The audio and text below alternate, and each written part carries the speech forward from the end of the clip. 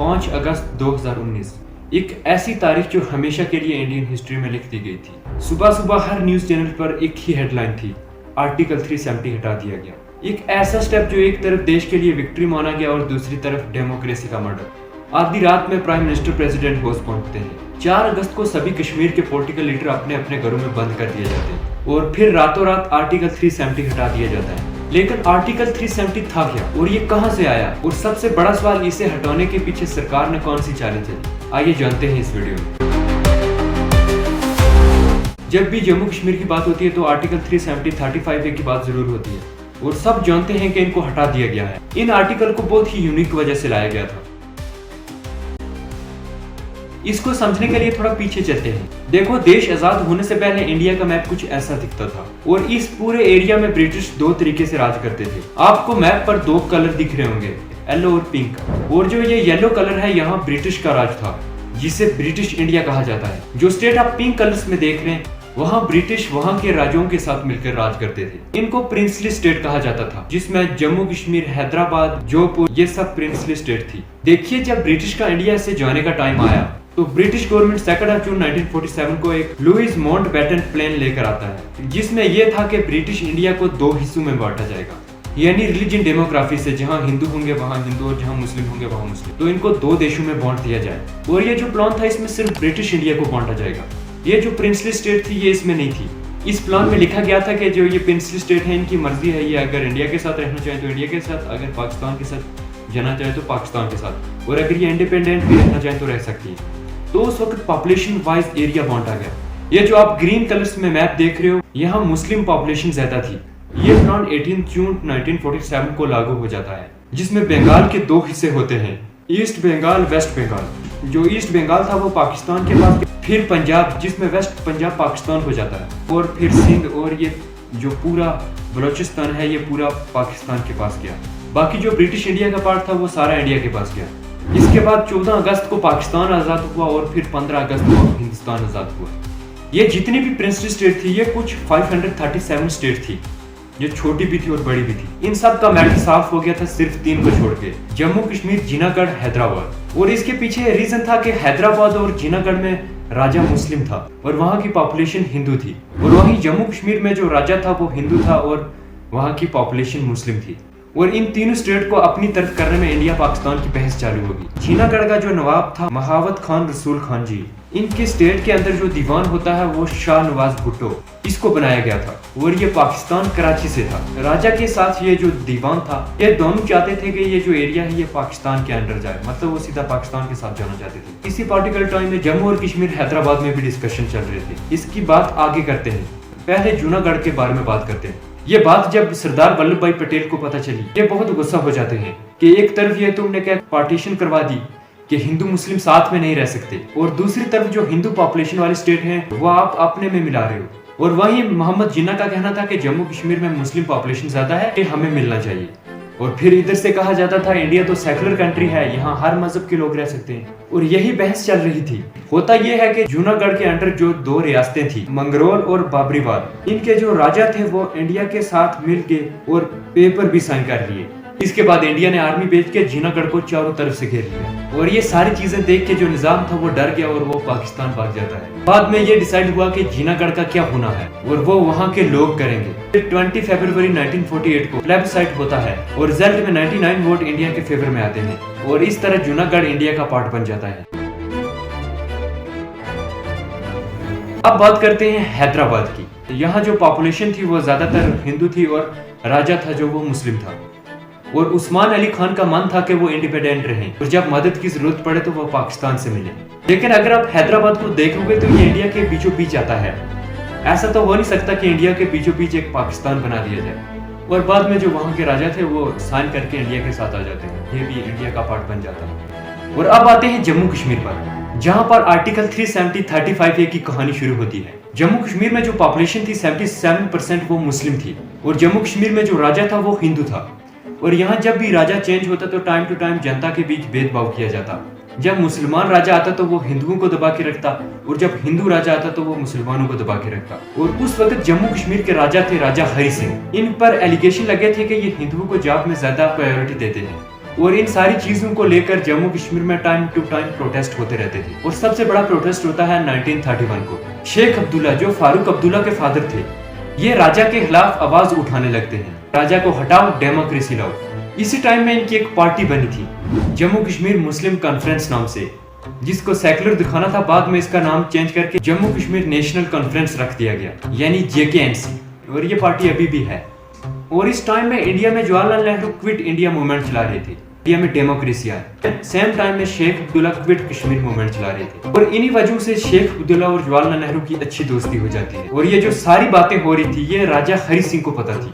इनको ना ही पसंद था शेख अब्दुल्ला और ना ही जवाहरलाल नेहरू, और पाकिस्तान के जिन्ना भी इनको पसंद नहीं थे। राजा हरि सिंह को पता था कि ये जो शेख अब्दुल्ला और जवाहरलाल नेहरू हैं, ये डेमोक्रेसी लाने की कोशिश कर रहे हैं। कुल मिला के राजा को अपनी गद्दी बड़ी प्यारी थी, इसलिए इन्होंने कहा कि हम इंडिपेंडेंट रहेंगे। यानी जब इंडिया पाकिस्तान आजाद हुए तो राजा ने कहा कि मुझे किसी से नहीं मिलना, हम इंडिपेंडेंट रहेंगे। हाँ, ये सिर्फ स्टैंड स्टिल एग्रीमेंट को साइन कर लेंगे। इसका ऑफर पाकिस्तान इंडिया दोनों को दिया गया, जिसमें पाकिस्तान ने ये ऑफर एक्सेप्ट कर लिया। इसका मतलब जम्मू कश्मीर के बीच में ट्रेड, ट्रैवल, कम्युनिकेशन ये एकदम फ्रीली मूव ऑन होंगी। लेकिन इंडिया ने ये ऑफर एक्सेप्ट नहीं कर। पाकिस्तान ने साइन तो कर लिया था, लेकिन पाकिस्तान का शुरू से दिल था कि किसी भी तरह जम्मू कश्मीर को अपने में जोड़ना है, क्योंकि वहाँ मुस्लिम पॉपुलेशन ज्यादा थी। पाकिस्तान ने ये साइन तो कर लिया था, लेकिन इससे उसको कुछ ज्यादा फायदा नहीं हो रहा था, और इसको पाकिस्तान फॉलो करना बंद कर देता है। पाकिस्तान सारे कश्मीर के फूड सप्लाई बंद कर देता है और कश्मीर पर अटैक कर देता है। कश्मीर पर अटैक करने के लिए पाकिस्तान ने अपनी मिलिट्री नहीं भेजी, इसके बजाय अनऑफिशियली एक वहाँ की पश्तून ट्राइब थी, उसको भेजा गया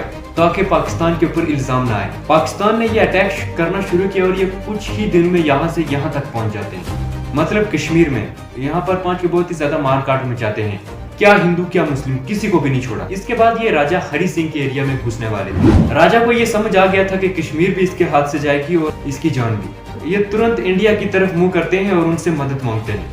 इंडिया का कहना था कि जम्मू कश्मीर ने अभी तक इंस्ट्रूमेंट ऑफ एसेशन साइन नहीं किया, इसका मतलब जम्मू कश्मीर इंडिया का पार्ट नहीं है, तो हम मदद नहीं कर सकते। 26 अक्टूबर 1948 को Raja Hari Singh instrument of accession sign कर लेते हैं।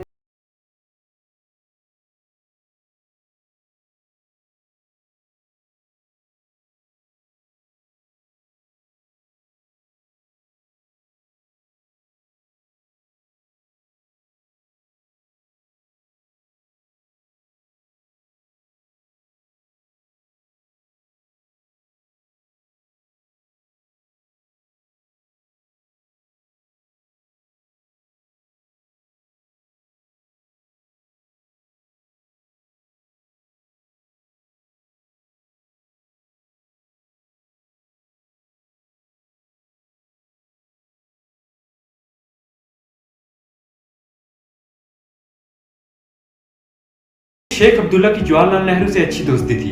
21 अप्रैल 1948 को ये यूएन पहुंचते हैं, लेकिन यूएन पर उस वक्त यूएसए का बहुत इन्फ्लुएंस था और यूएसए पाकिस्तान के फेवर में था। इसके कुछ टाइम बाद यूएन रेजोल्यूशन टाइम आता है, इस पर यह मेंशन था कि जो जहां है वो वहीं रुक जाए। 1 जनवरी 1949 को इंडिया पाकिस्तान जहां थे वो वहीं पे रुक जाते हैं, उसी जगह को LOC लाइन ऑफ कंट्रोल बना दिया जाता है। दूसरी बात यूएन ने कही कि जम्मू कश्मीर की बात जम्मू कश्मीर का फैसला वहां की जनता करे।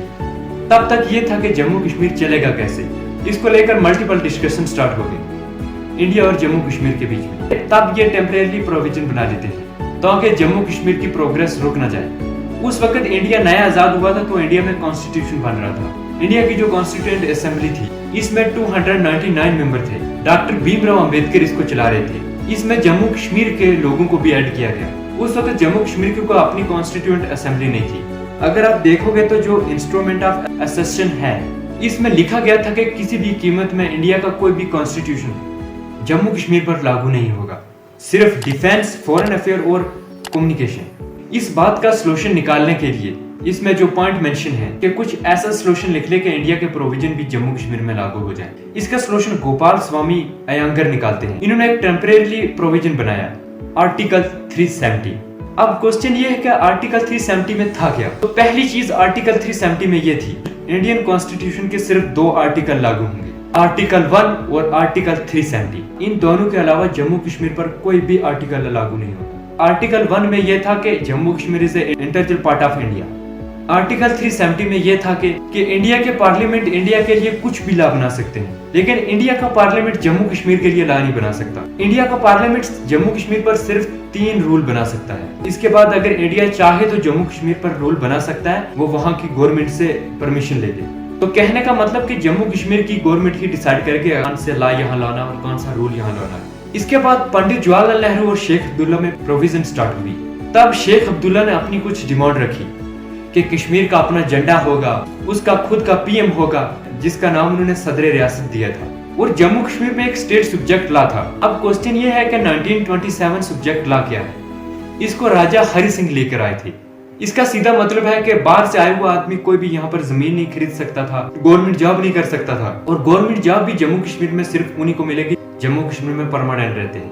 इन डिमांड को जवाहरलाल नेहरू एग्री कर देते हैं। अगर इसको देखा जाए तो इंडिया की दूसरी स्टेटों के साथ डिस्क्रिमिनेशन हो रहा था। इसके बाद लाया गया आर्टिकल 35A।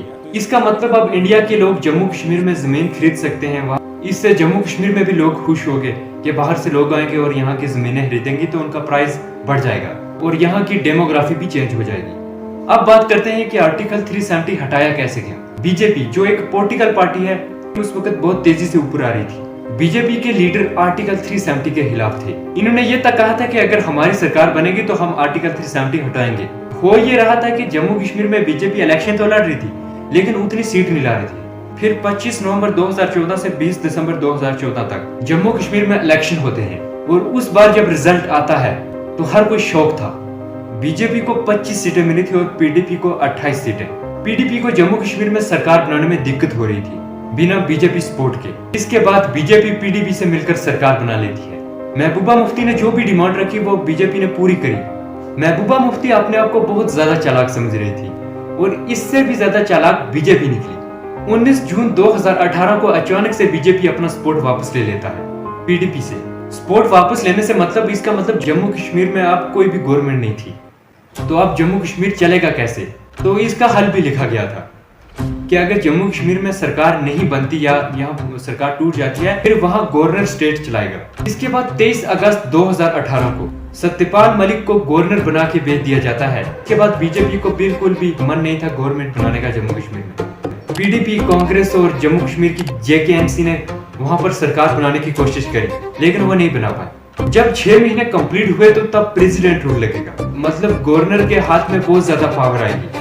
सिंपल समझो कि जम्मू कश्मीर के गवर्नर के पास इतनी पावर है कि जितनी एक प्राइम मिनिस्टर के पास होती है। इससे हुआ यह कि जम्मू कश्मीर में जो पीएम पोजीशन थी वो एक बीजेपी के भेजे हुए गवर्नर सत्यपाल मलिक की थी। अब आगे जम्मू कश्मीर में जो भी कुछ करना है बीजेपी के, तो उसमें दिक्कत कोई नहीं होगी क्योंकि गवर्नर उनका ही है। मतलब महबूबा मुफ्ती और उमर अब्दुल्ला की पावर शिफ्ट होकर सेंट्रल गवर्नमेंट को चली गई थी। और 5 अगस्त 2019 की डेट फिक्स होती है आर्टिकल 370 हटाने में। 4 अगस्त को जितने भी कश्मीर के लोकल लीडर थे उन सबको घर के अंदर बंद कर दिया जाता और उनसे मोबाइल भी छीन लिए जाते हैं। और 4 अगस्त की रात को prime minister Narendra Modi president house पहुंचते हैं। सीधी बात है, उन्होंने रात को डिस्कशन किया होगा कि आर्टिकल 370 हटाना है। अब डेट आती है 5 अगस्त 2019। मॉर्निंग में इंडिया के प्रेसिडेंट एक नोटिस इशू करते हैं। ये नोटिस क्यों इशू किया गया? मैंने पीछे आपको बताया था कि आर्टिकल 370 हटाने के लिए जम्मू कश्मीर की गवर्नमेंट से परमिशन लेनी पड़ती है, तभी आप आर्टिकल 370 हटा सकते हो। इस आर्टिकल की पहली लाइन में ही लिखा हुआ था कि हमने जम्मू कश्मीर की गवर्नमेंट से परमिशन ले ली है, मतलब सत्यपाल मलिक से। सीधा लिखा गया था कि जितने भी इंडिया के लॉ हैं वो आप जम्मू कश्मीर में भी लागू होंगे। इसके आते ही आर्टिकल 370 भी खत्म हो जाता है। इसके बाद वोटिंग हुई लोकसभा राज्यसभा दोनों जगह में, और ये वोटिंग पास हो जाती है। फिर ये रेजोल्यूशन पास हो जाता है, और जैसे ही ये पास हुआ प्रेसिडेंट ऑफ इंडिया ने इस पर साइन कर दिया। अब ये होते ही आर्टिकल 370 हटा दिया जाता है, और अब इंडियन गवर्नमेंट को अप्रूवल लेने की जरूरत नहीं थी। इसी तरह आर्टिकल 370 हटाया गया। तो अगर आर्टिकल 370 हटाने के पीछे मास्टरमाइंड देखा जाए तो वो अमित शाह थे।